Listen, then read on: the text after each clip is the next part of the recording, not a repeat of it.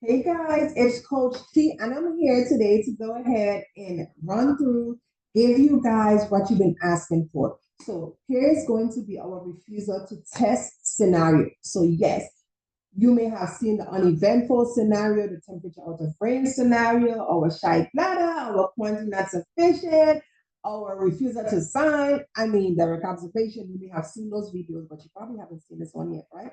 So I'm glad you're here. I hope you've already subscribed to Salt and Stilettos. Yes, you heard me. Hope you're already subscribed. Also, I want to make sure you guys tap the notification bell below because I need y'all to stay updated with the information. It's been a while. We're going to be dropping videos all the time. So I need y'all to stay updated on what's going on in the lab industry, honey. Okay?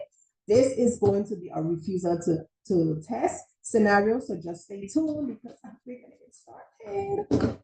Now, in an uneventful video, uneventful scenario, I broke down the CCF, okay? I shared my screen and I broke it down, gave you guys more information line by line, but I'm here to show you as well what you're supposed to be looking at, what it's supposed to look like, okay? But make sure y'all check out that video so, if you're wanting to know more about like filling out the, completing the CCF, it's there for you in an uneventful video. This is what a CCF look like.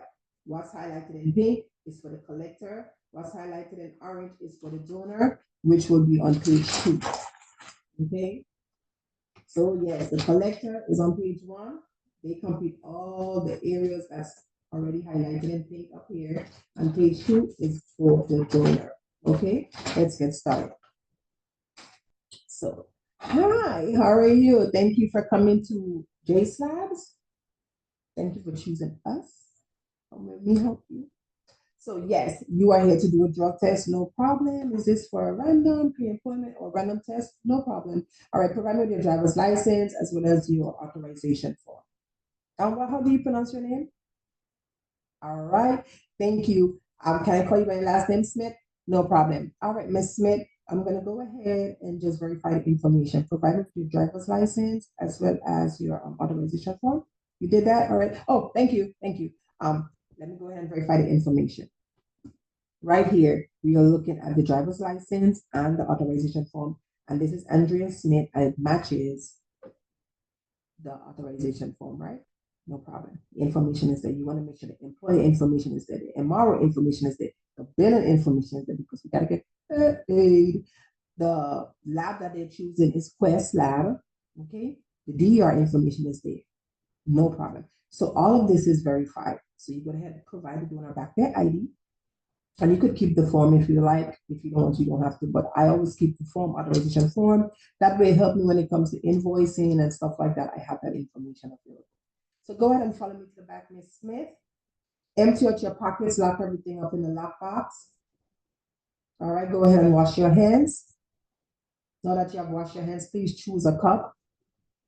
All right, and rest it here. Open it and take out all the content out of the cup on the counter. Okay. So the donor went ahead and remove all the contents of the cup after choosing the cup. All right.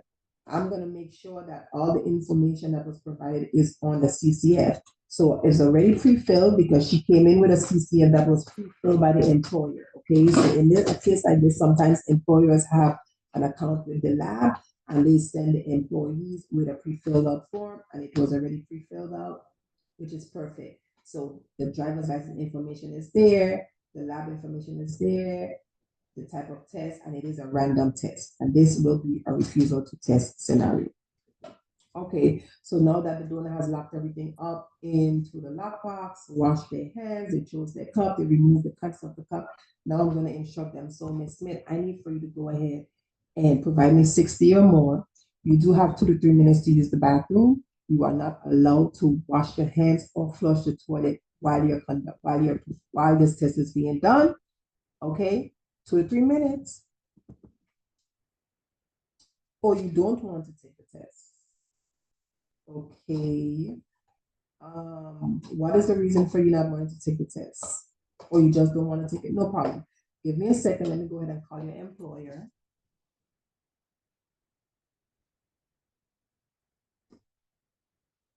Hi, can I please speak to Mr. Bradley? Yes, this is Toya from Jace Laboratories and Screening. I have Miss Andrea Smith. She came for a drug test. A random drug test. Yes. And she provided me the information that we needed the ID to verify who she is, who she was, and everything like that. And now we're going to take the test, but she's refusing to test. How would you like me to proceed? Yes, she is refusing to take the test. All right, we'll do so. What's your last name? All right, Mr. Bradley Smith. Oh, you Smith as well. All right, no problem. I'll go ahead and send over the paperwork once it's done. Thank you. So Mr. Bradley said, listen, just move forward with what DOT says. So the donor refuses to test. Step 2, completed by collector. It's supposed to be a urine test, but there's nothing to complete. So in the event something happened like this, in the remarks that you can't do anything else in step 2, you need to go to the remarks section and put donor RFT, which is refuse to test, or RTT, refuse to test. I'm going to put donor refuse to test at 2:45 p.m. Contacted DER, contacted DER or the employer at 2:46 p.m. DER advised to proceed per DOT. So in the remarks section, the top part is completed, but step 2 has a urine test, the type of collection, temperature. You don't complete anything like that because there was nothing to complete, right? The donor refused to test. But in the remarks section, you're going to put donor refused to test at 2:45 p.m. Contacted DER, spoke with Bradley Smith at 2:46 p.m. Advised to move forward with DOT process. In this case, there's no test, there's no specimen, there's nothing. There's nothing to complete. I'm going to still turn to page 2 and ask the donor to sign. And the donor is refusing to sign. We're going to go ahead and still print the donor's name, which is Andrea Smith. You cannot sign the donor name, you can put the date of birth, you can put anything like that. The donor refuses. The donor is still here, but they're just refusing to give me a specimen, right? So she doesn't want to sign either. So I just went ahead and completed her section and printed her name. Print only, right? So now this is completed. The donor, I printed her name because she doesn't want to test and she doesn't want to sign. And this came over from the top part, the first page. Okay, there's nothing to send to the lab, but this needs to go to the employer. So at this point, I'm going to go ahead and toss the cups and everything that she did open, toss it in the bathroom. Miss Andrea, I'm going to go ahead and give you a copy.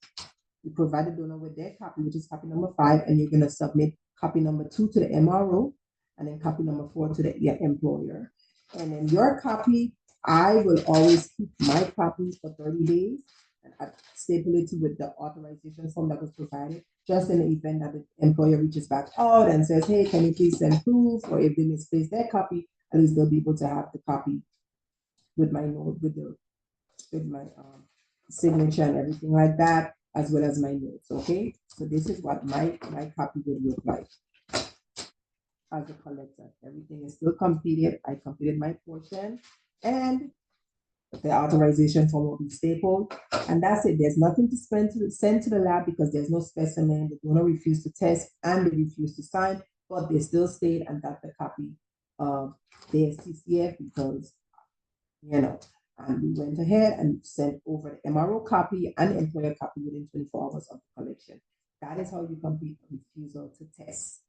Do not forget to subscribe. Do not forget to like, share, comment, and tap the notification bell so you can stay updated. That is how you complete a DOT refusal to test collection. Stay tuned for our next video, maybe temperature out of range, maybe direct observation, maybe Shabbat. I don't know. Stay tuned. Make sure you check us out, okay? Have a great day.